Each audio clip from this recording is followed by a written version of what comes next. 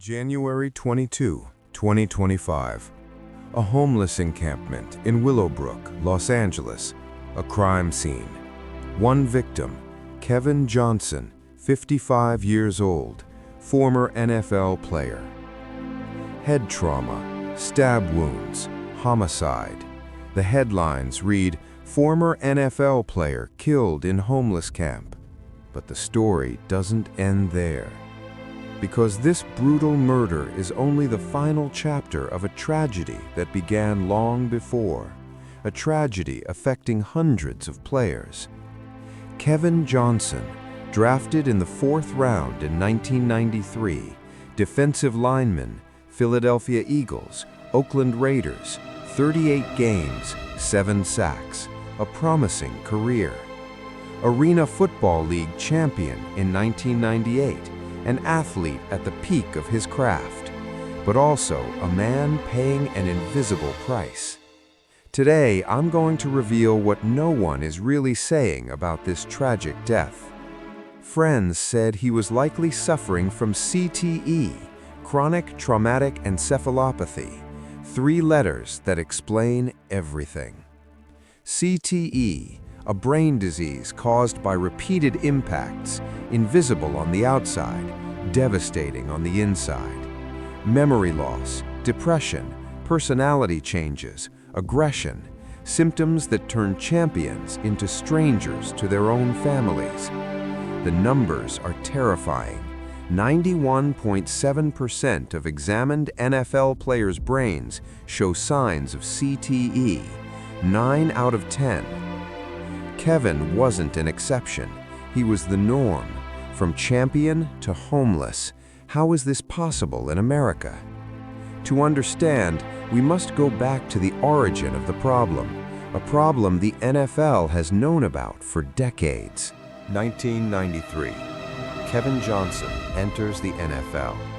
At the time, the league completely denies any link between football and brain damage. For more than a decade, the NFL claimed players' symptoms had other causes, an institutional lie. It wasn't until 2016 that the NFL finally acknowledged the link. 2016, more than 20 years after Kevin's debut. CTE develops silently.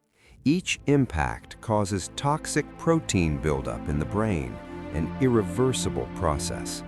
An NFL player suffers hundreds, sometimes thousands of head impacts during a career, even without diagnosed concussions. Junior Seau, Dave Duerson, football legends, both died by suicide. Both had CTE. Duerson shot himself in the chest. He wanted to preserve his brain for science, to prove what the NFL denied. In the general population, 0.6% CTE. Among NFL players, 91.7%. This is a hidden epidemic. The worst part? CTE can only be diagnosed after death, a brain autopsy, no test for the living. Bruce Todd, Kevin's best friend. He was a great guy. The community will miss him, but no one could help him in time. 2015, the NFL signs a settlement, $1.2 billion to compensate players with dementia. A victory? No. Out of 1,241 dementia claims, only 15% were approved. The NFL saves millions by refusing to pay. Players with confirmed dementia are denied help. They die. Autopsies reveal CTE. Too late. Kevin Johnson, health problems, likely CTE. Homeless, no support, abandoned by the system that once enriched itself through him. The NFL generates $18 billion a year, yet refuses to pay to treat those who built its fortune. A 2024 study shows 1/3 of former players believe they have CTE, depression, suicidal thoughts, despair. Sleep apnea, low testosterone, chronic pain. treatable conditions mistaken for CTE. But without diagnosis, how can anyone know? Kevin Johnson didn't just die on January 22nd. His decline began 30 years ago on a football field.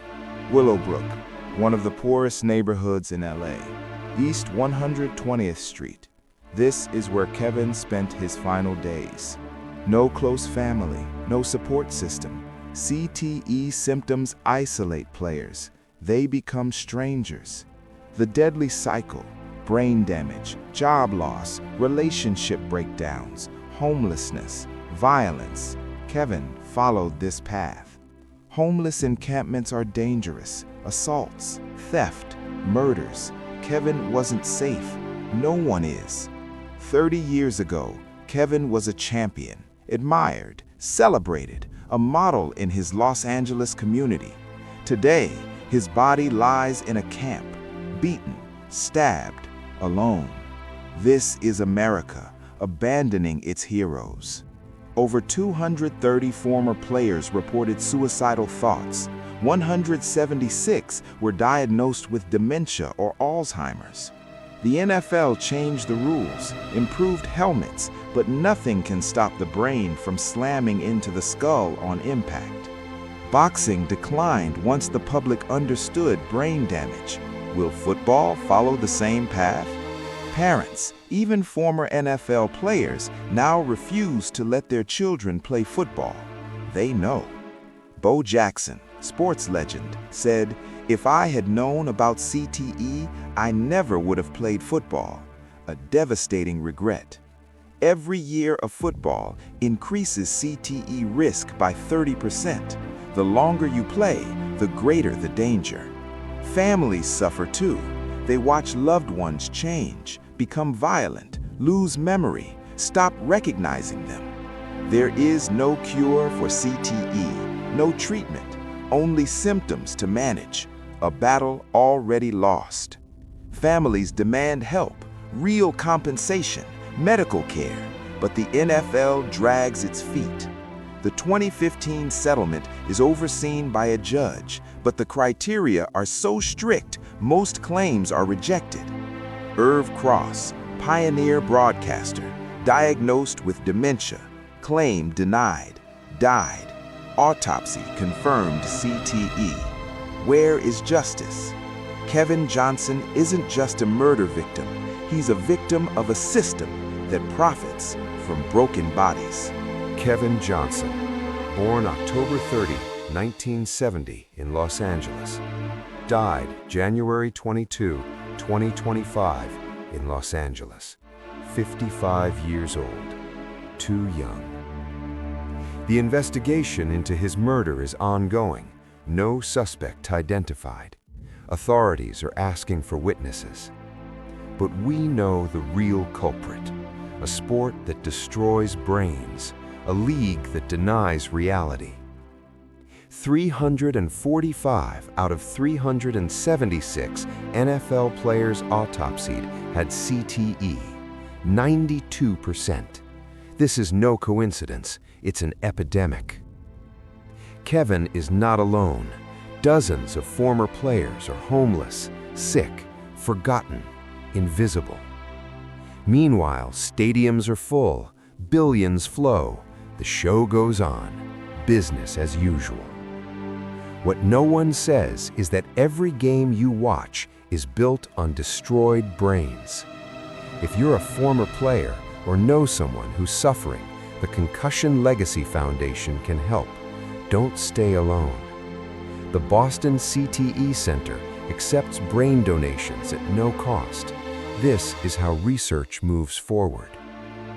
Kevin Johnson, player, champion, son of Los Angeles, loyal friend, victim of a brutal system. His death is not just a news story, it's a warning cry. It's time to tell the truth about the real cost of American football. Rest in peace, Kevin. Your story will not be forgotten, and the fight for justice continues.